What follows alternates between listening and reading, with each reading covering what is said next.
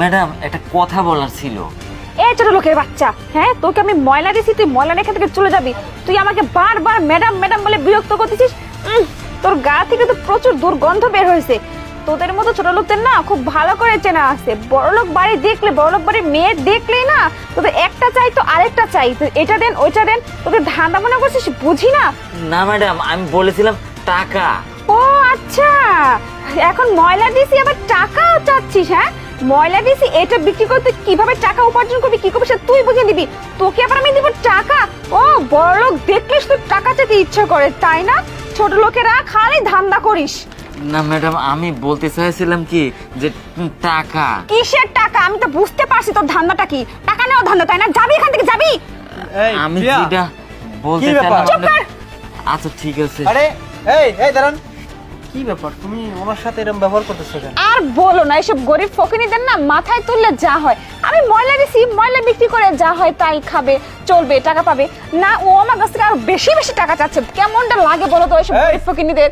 যা বেরো এখান থেকে, যা এখান থেকে, বলতে চাইলাম। যা বের হ। যত সব ফকিনীর দল। প্রিয়া, লোকটাকে দেখে মনে হচ্ছে অসহায়, কিন্তু তুমি ওনার সাথে এই ব্যবহার করলে আমি আবার লাস্টে এসে বুঝলাম না, না বুঝেই তাড়িয়ে দিলাম। মানে কেমন হলো না আসলে ব্যাপারটা? আমি এতক্ষণ যা করলাম কেন করলাম তুমি কি শুনবে? হে আল্লাহ, আমি এখন এত টাকা কোথায় পাবো? হাসপাতালে 1,00,000 টাকা চাচ্ছে। আমি যদি এই টাকা না দিতে পারি তাহলে আমার সাওয়ালের চিকিৎসা হবে না।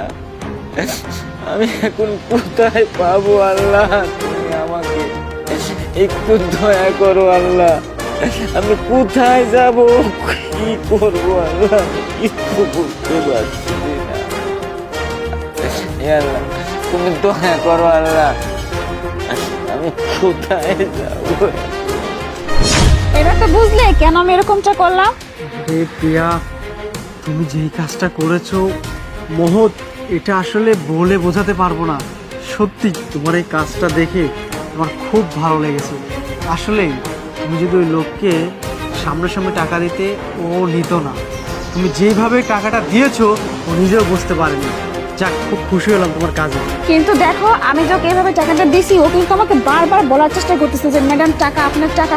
কিন্তু আমি বুঝেও না বোঝার ভান করে ওকে তাড়িয়ে দিছি, কারণ আমি জানি এখন যদি আমি বুঝি বলি ওকে যে টাকাটা নেন, ও তাও নিবে না। কারণ ও খুব একজন ভালো মানুষ, বুঝছেন, আত্মসম্মান বোধ অনেক। ঠিক আছে, চলো, খুব ভালো লাগতেছে। আচ্ছা ঠিক আছে চল।